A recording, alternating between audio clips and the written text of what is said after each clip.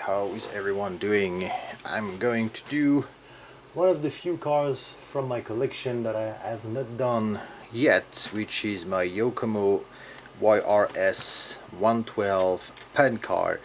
This is a very heavily modified version of it. It originally comes with the Lotus 7 body, which is the only reason why I bought it, because I'm a little bit crazy about Lotus 7, and let's just say that I didn't really like the chassis that much. So I have this nice killer body Lancia LM body on it. I have changed the wing to a very aggressive wing. However, the wing hang at the back. The back of the body is a bit too long and the wing is hanging a bit at the back. So it's a good body, it looks really nice. It comes painted, so that's neat. It's just those bodies are a bit fragile. They tend to break fairly easily, so I would recommend them if you want a shelf queen, but for driving it's they're not going to be very durable. However, I doesn't matter to me, as long as I would rather drive that any day of the week than those horrible 112 shovel bodies. So that's what I've been running with as of late, and as of very late, because I'm not driving this anymore. It's actually for sales locally, and you can see that this is no longer a YRS at all. Pretty much the only big remaining feature of the YRS, of course, is the rear pod with the RR motor behind the axle and this very unique suspension setup that it has with this it's basically up and down and left and right motion. There is no the sway that you would have like that from pan cars with a T-plate. So it's a very unique, it's very smooth, but overall I don't think it works very well. I had run it, as you can see, with a T-plate instead of the original plastic mount over there, which it worked a lot better, but I've put it back to stock just because I think this pod's suspension system is original. And so you see the way it works. It is mounted on the pivot point over there, and then you have two 45 degrees shocks mounting to the chassis. You have those links to make the chassis rigid, so it doesn't move. It's like pan hard kind of, and links as well. And then you have this sway bar over there that doesn't really do much. Pretty much this is not very good for it's really just an up and down chassis. I guess for it comes with a very slow brush motor out of the box, so I think for what it's intended to be, which is slow racing, a stock class on carpets, it is actually a pretty good chassis out of the box. It's a plastic bucket. It comes pre-assembled. The tires that it comes with are not good, even on they are a rubber carpet with lines. They look like rain tires, but I tried them on carpet. They're completely useless, and it is pretty much close to impossible to find slicks for that. It is using very strange dimensions. It is 12 mil X at the back, but they are very deep, like you would have on an F1 17 mil rear dish. The front is using 112 bearings, but it's M size tires, so you really can't find anything for it except for the original things, and the original things are just not there anymore. So I have modified it quite a bit.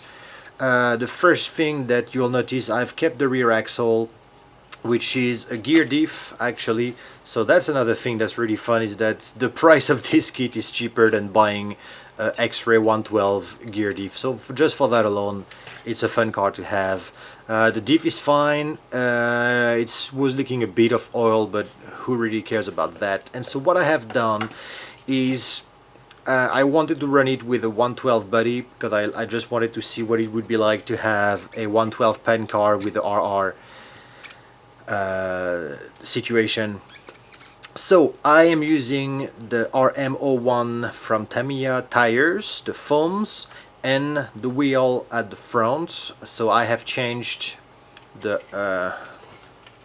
uprights over there to some Tamiya size, and I have redesigned all of the geometry in the front, and it's 3D printed in ABS. So it's a very similar geometry from the original without the adjustability, but the original is just too low to the ground if you use small tires, because it's meant to use larger rubber tires, and you just can't use any 112 tires on it. So this is good. Honestly, I've driven this really quite a bit, and those parts have survived extremely well. So those are good.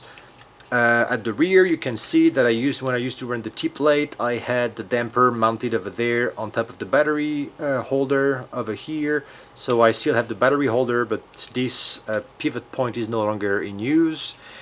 And at the rear, in order to have 112 foam tires from Tamiya mounted on 12 mm hexagons, there was just nothing else but just designing new wheels. So I've designed new rims for it. They are ABS printed over there, similar to the one I've designed on my Spada and my 112 belt-driven four-wheel drive. So those are super durable. So far I have never broken a single one of those, so I knew I was in good hand with those. And I'm using the RM01 front and rear.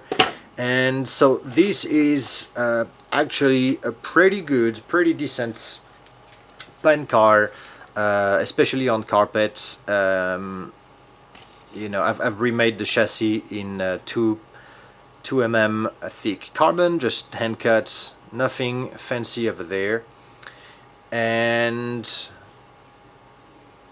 yeah, there is not much to say about it, because it was a very attractive car to me, because it was the Lotus 7, and I was just so disappointed by the ability of the car. And I think it's got a lot of faults is due to the pod system that they have at the back, that is just, it's not flexible enough. It feels very good when you're using it, but you really can't do too much to the car as soon as you try to get any kind of speed. I've only ran a brush system on it. I didn't even dare going brushless. I think the fastest motors that I put on it was Tamiya 23 turn, one of those tuned sport motor, and that was just, it was ridiculous, because the car just wouldn't comply to anything. And so it is what it is. I still have all the original parts for the car. I have the original body, but it was an experiment, and I'm sure there is a place for RR pan cars and F1s and so on. I just don't think it's going to be with this system over there, so I'm yet to try. I might have an option on the new chassis I'm doing to mount my pod in both RR and MR, so I think that's going to be something where I'm going to be able to test something on an existing platform that actually works. So here you go. For now, this is where this car ended up.